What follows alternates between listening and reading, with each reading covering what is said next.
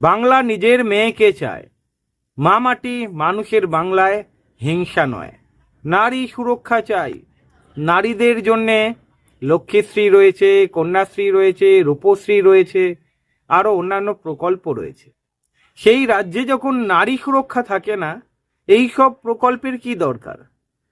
যখন নারী সুরক্ষা দিতে পারছে না রাজ্য সরকার, তাহলে এই সব প্রকল্প অর্থহীন নয়?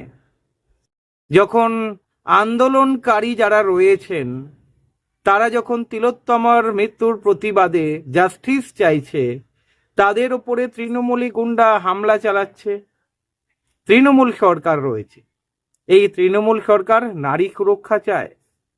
তৃণমূল সরকার বিল পাস করছে, তাহলে ওই যে বিভিন্ন কাণ্ড ঘটেছিল আপনারাও জানেন।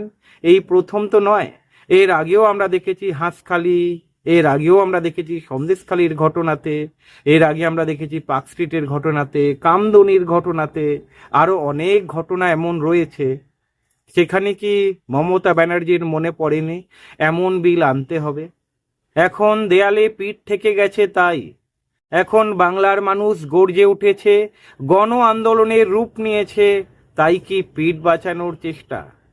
তবে অন্য দৃশ্য আমরা দেখতে পাচ্ছি। তৃণমূলীরা রাস্তায় নামছে, তৃণমূলীরা বিচার চাইছে, কিন্তু ওই তৃণমূলী গুন্ডা বাহিনীরাই চর থাপ্পড় লাথি, এমনকি বয়স্ক শিশু কাউকে ছাড়ছে না। কোন রাজ্যে আছেন আপনারা? আবার এই তৃণমূল অন্য রাজ্যের সঙ্গে তুলনা করে। অন্য রাজ্যে হচ্ছে সেগুলো আপনারা দেখতে পাচ্ছেন না, তার মানে অন্য রাজ্যে হচ্ছে সেগুলো দেখিয়ে জাস্টিফিকেশন। প্রশ্ন অনেক কিছু রয়ে যায়। সেই দিন রাত্রিবেলায় কারা হামলা চালিয়েছিল? সেমিনার হলের পাশের রুমটা ভাঙার নির্দেশ কে দিয়েছিল? সামনে তো চলে এসেছে সব কিছু, বাংলার মানুষ বুঝতে পারছে সব কিছু, আর অন্যদিকে শাসক দল কোণঠাসা হচ্ছে। পুলিশকে দিয়ে এই আন্দোলনকে দমানোর চেষ্টা করা হচ্ছে।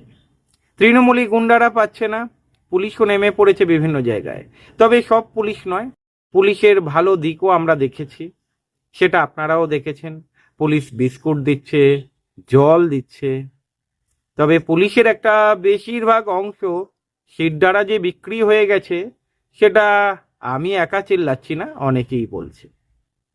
অন্যদিকে দেখতে পাচ্ছেন রাজপথ দখল করে বসে রয়েছে জুনিয়র ডাক্তাররা, রাজপথ দখল করে বসে রয়েছে আন্দোলনকারীরা। এই আন্দোলনকারীদের দমানোর চেষ্টা বারংবার হচ্ছে। মমতা ব্যানার্জি হুঁশিয়ারি দিয়েছেন, মমতা ব্যানার্জি নিজে এমন এমন কথা বলেছেন উস্কানিমূলক, যেখানে হিংসা আরও বেড়ে গিয়েছে। আপনারা সব কিছুই দেখেছেন। প্রশ্ন ওই একটা জায়গায় আটকে রয়েছে। এত প্রমাণ লুট হয়েছে, তিলোত্তমা কি বিচার পাবে?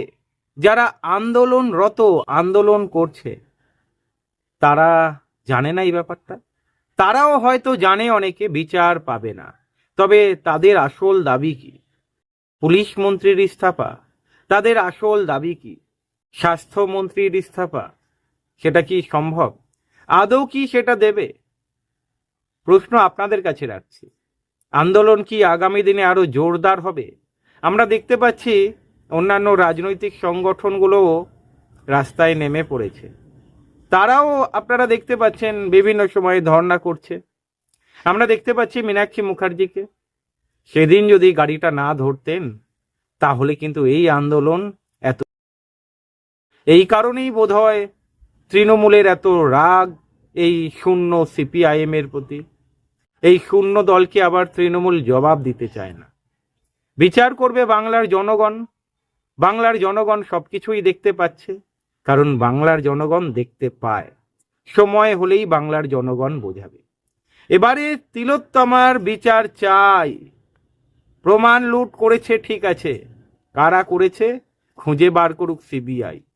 তবে এখানে কলকাতা পুলিশের দায় নেই তেমনটা নয়, রাজ্য পুলিশের দায় নেই এমনটা নয়, রাজ্য সরকারের দায় নেই এমনটা নয়, স্বাস্থ্য ভবনের দায়িত্ব নেই এমনটা নয়। মুখ্যমন্ত্রী দায়িত্ব এড়াতে পারেন না। আপনাদের কি মনে হয়? কমেন্ট করে জানাবেন। ভালো থাকবেন।